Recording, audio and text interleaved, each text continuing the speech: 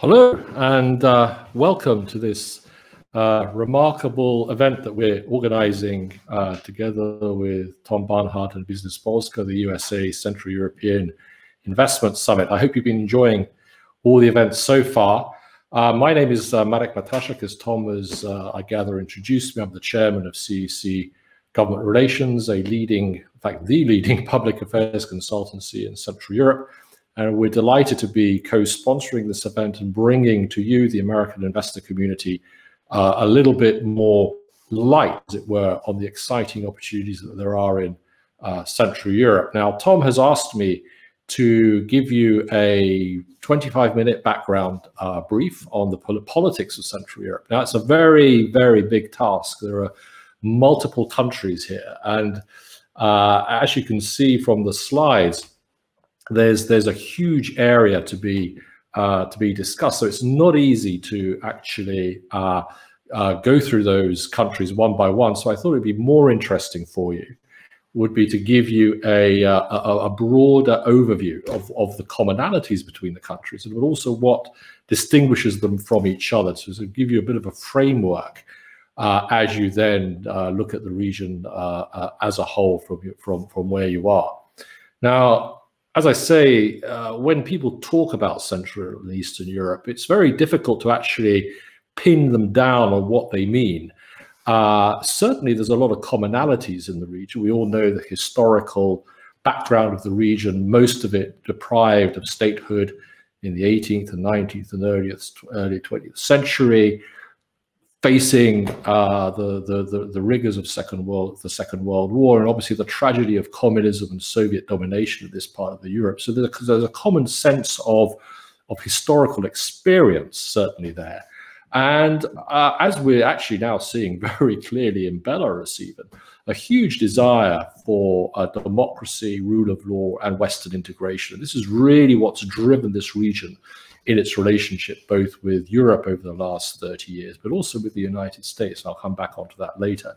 And there are, of course, the sort of political and historical specificities of this region, which are really all about the traditional and cultural and religious sensibilities of the region. We'll come onto that a bit later on as well, because partly that explains what's going on right now between Poland and Hungary on the one hand and Brussels on certain rule of law and cultural issues. But nonetheless, that common identity was what drove this region towards NATO in the late 1990s, towards EU membership.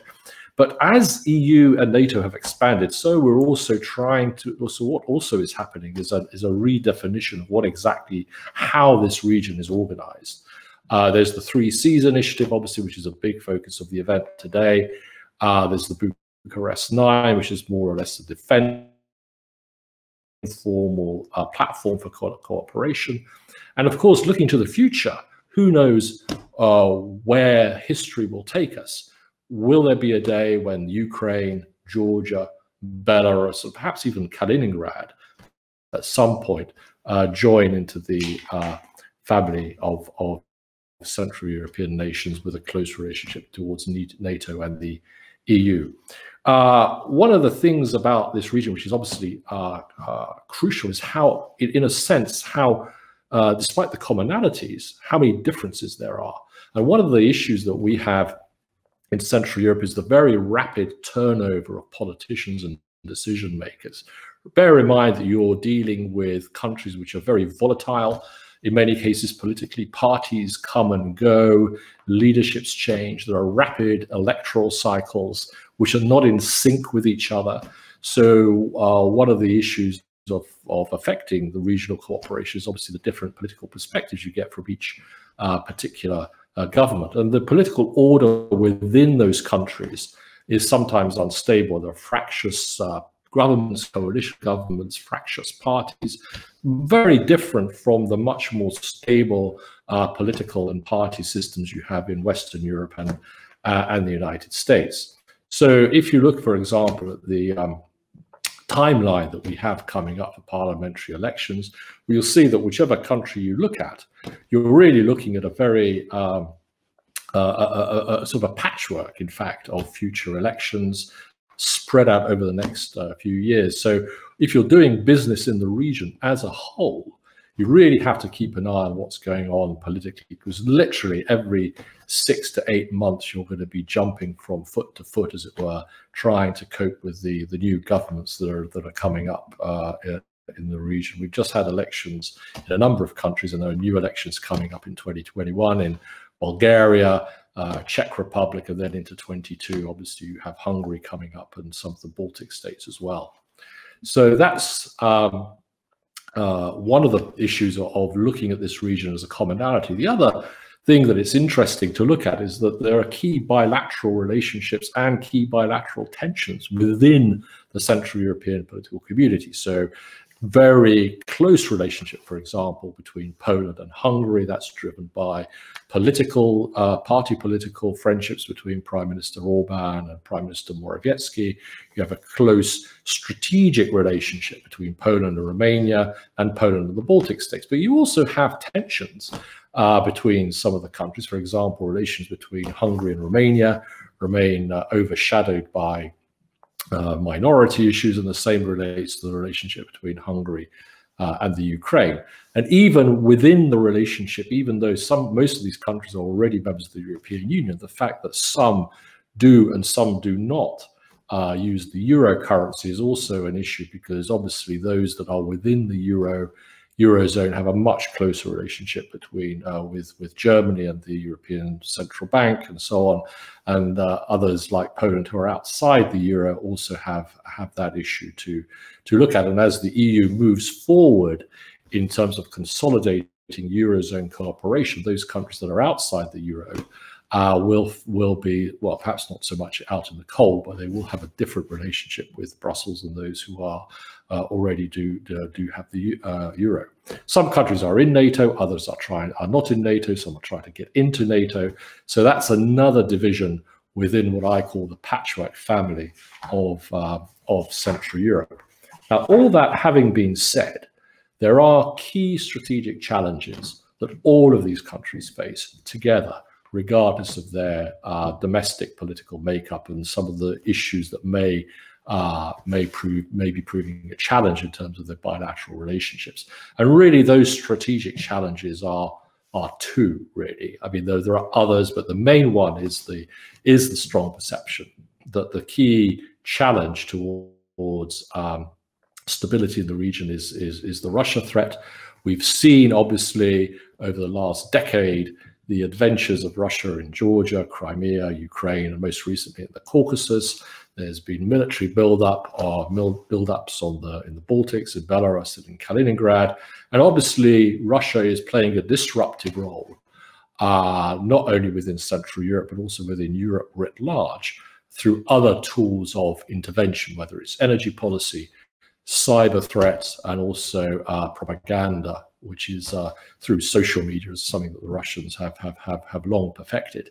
And so this perception of the Russia threat is a key driver of the security response of the region. And I'll come into that, what that response involves in a minute. The other spur, I think, the other strategic challenge is energy. And again, this is largely to do with the concerns over the monopoly or the purported, or the attempt by Russia to exert monopoly influence over gas supplies into the region, and the big push for an energy diversification, which is something that is leading Central Europe into issues with Germany over Nord Stream, looking to the United States, for example, for LNG supplies as a way of diversifying away from Russia, but also into energy diversification as a whole. Because remember, the other driver of energy policy in the region is not just the desire to diversify away from Russia, but also to move in concert with the plans that Brussels has for its European Union members in terms of the green agenda, the drive to meet global carbon targets, and essentially the idea of the goal of, within the next couple of decades, of moving to a much greener economy, which means shifting away not just from traditional sources of energy like coal, but also moving into new diverse sources of renewable energies, whether it's wind, solar, other sources of energy which can be added to the energy mix of each country Nuclear, of course, is another one that's important there. So these are two very important strategic challenges. And so the region has been trying to respond to these challenges by greater cooperation over the last couple of decades, and whether it involves the establishment of the Visegrad Group in '91, which is a very early form of regional cooperation at that point, aimed very much at getting the region into both NATO and the European Union, Poland, Czech, Hungary, Slovakia. And more recently, the Bucharest 9 platform, which is an informal association of 9 eastern flank member states of NATO, working together on issues of common defense concern, which is then tabled at NATO summits. That's a much more informal grouping, as well as the 3 Seas initiative, which is obviously a huge focus of our event today. You know, you've been briefed on that, so I won't dwell on it too much, but obviously the key focus being energy, infrastructure, and digital integration of the region.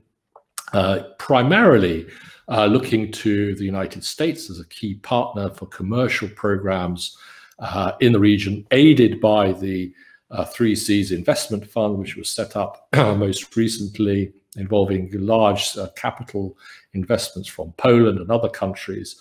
And again, the United States being seen as a key partner. And finally, obviously, looking to the United States, both particularly in military and defense security issues, as a way of meeting those, particularly the Russia challenge.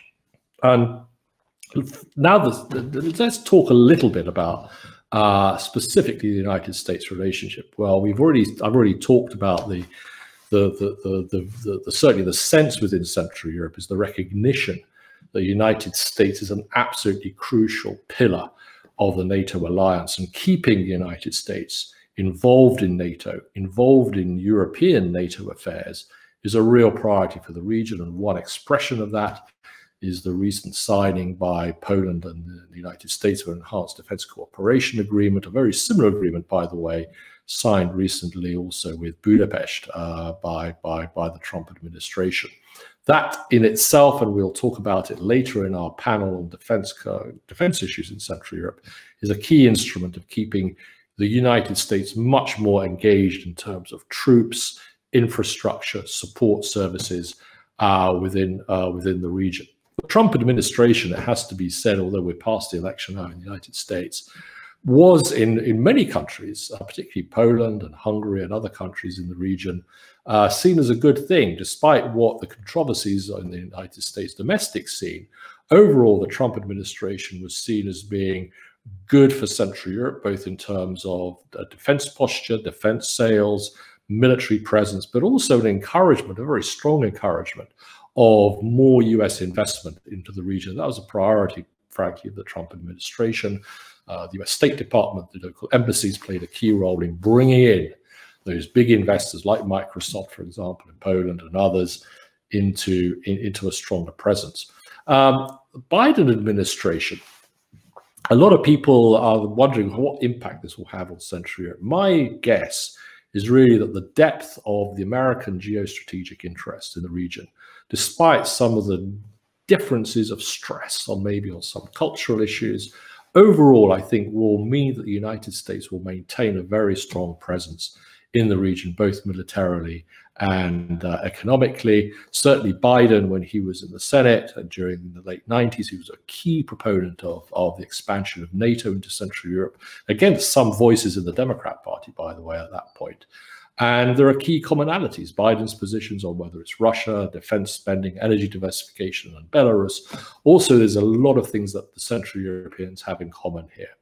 And so I think the Biden administration will keep the United States as a very, very strong focus on the region. Now, of course, there are some issues where some Central European countries don't see eye to eye with the United States. There are some nuances.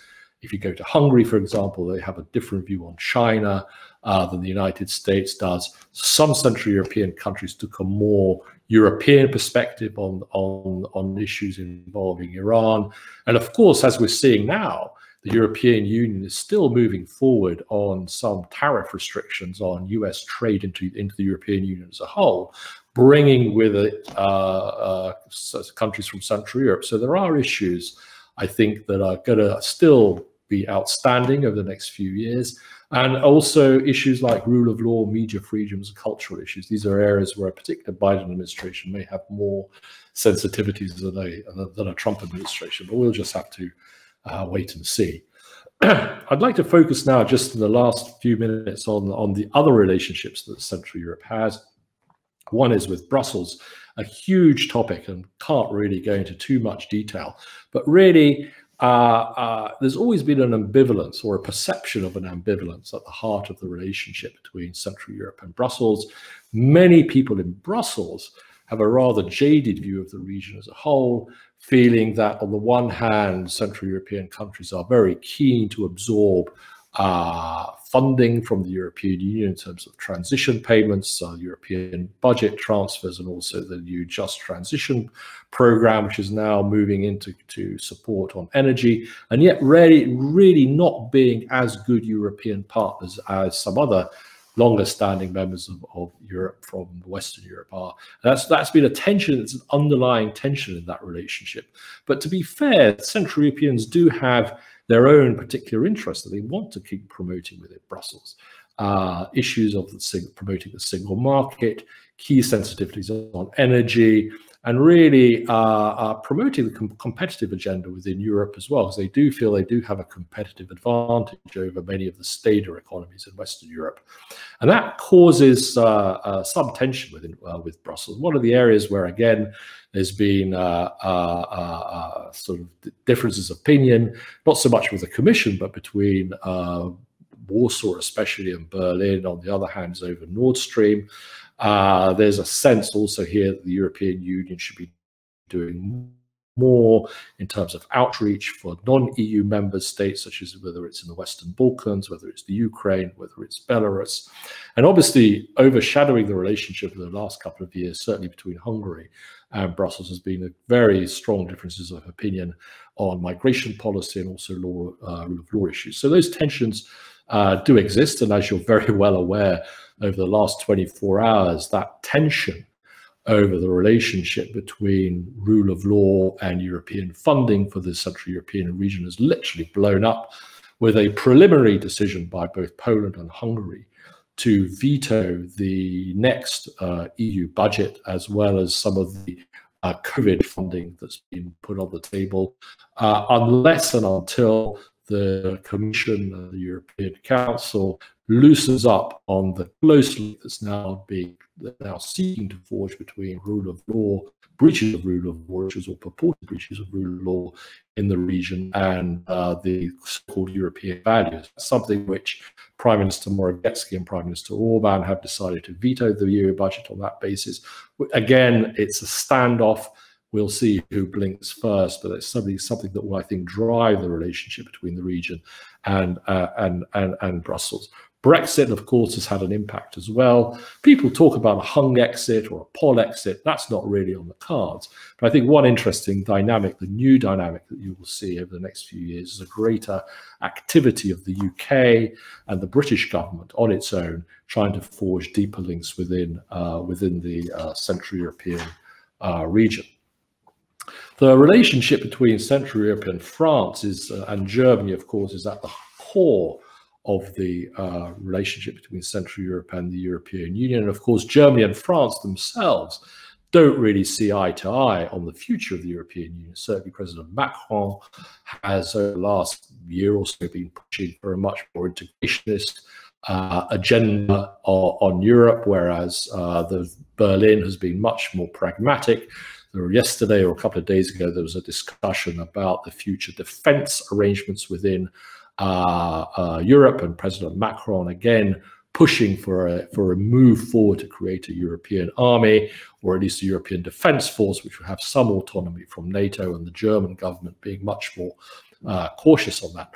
But the interdependency in terms of economics between Central Europe and France and Germany, on the other hand, I think is much overlooked, and people aren't really aware of the degree of financial and economic independence there is between the region on the one hand and Germany on the other, whether it's exports from the region into France and Germany, and also the very strong supply chain dependencies that exist for German industry, whether it's in Poland or whether it's automotive, for example, which is very much the case in the relationship with Hungary.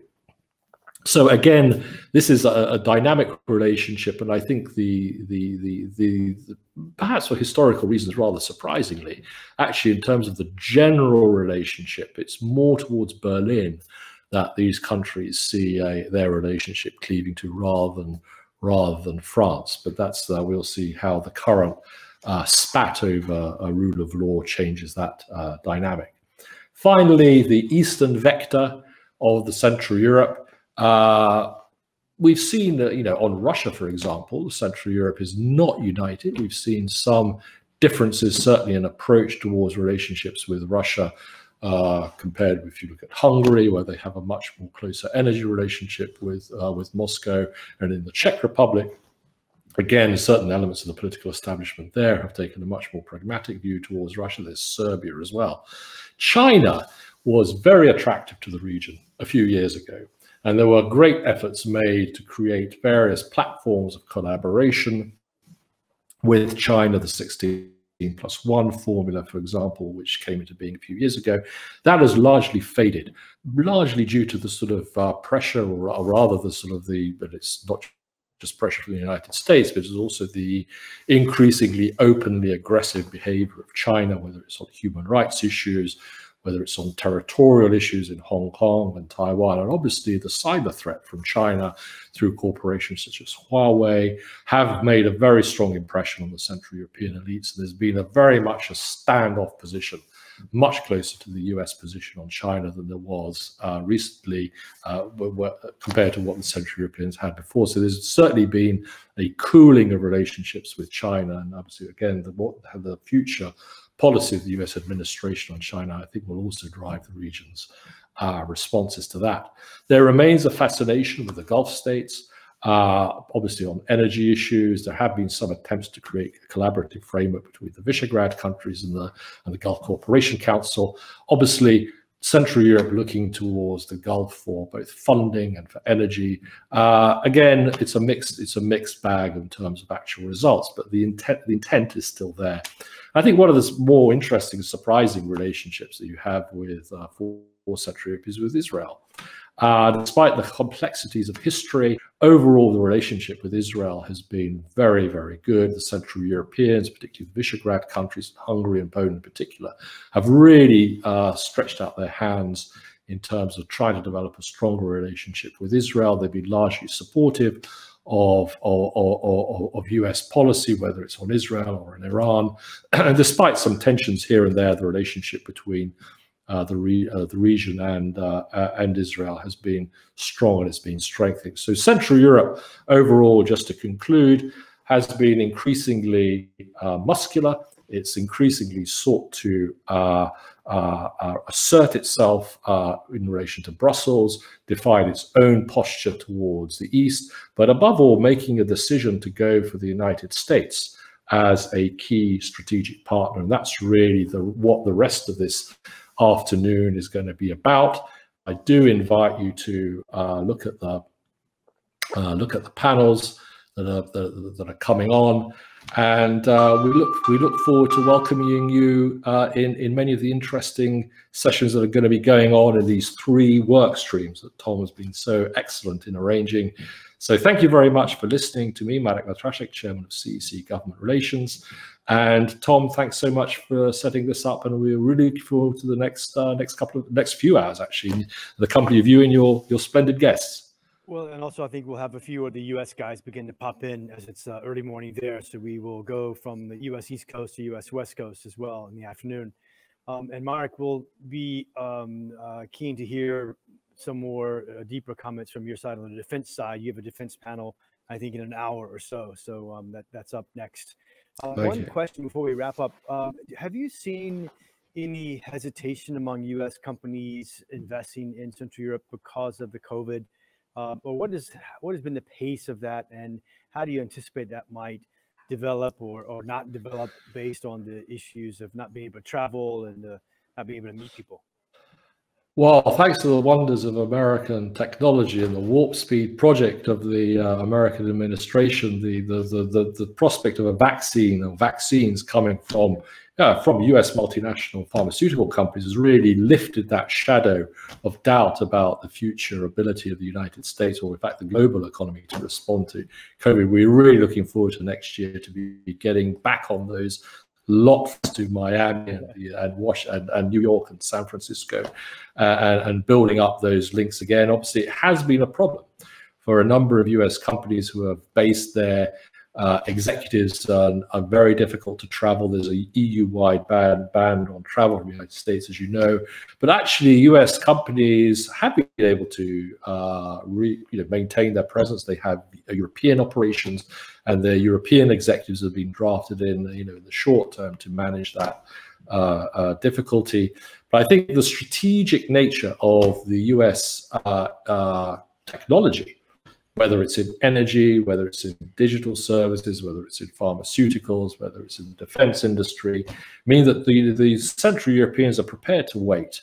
They're really not going to suddenly jump into the European or the EU, onto the EU bandwagon just because of COVID. They understand that there's more at stake, and there's a future ahead for the region, especially as we emerge, hopefully, from this nightmare in the next 6 months. The US companies that actually show interest and try to make that effort to build those bridges now, I think will be in a good position to take up that uptake of economic interest once the COVID nightmare hopefully finally ends.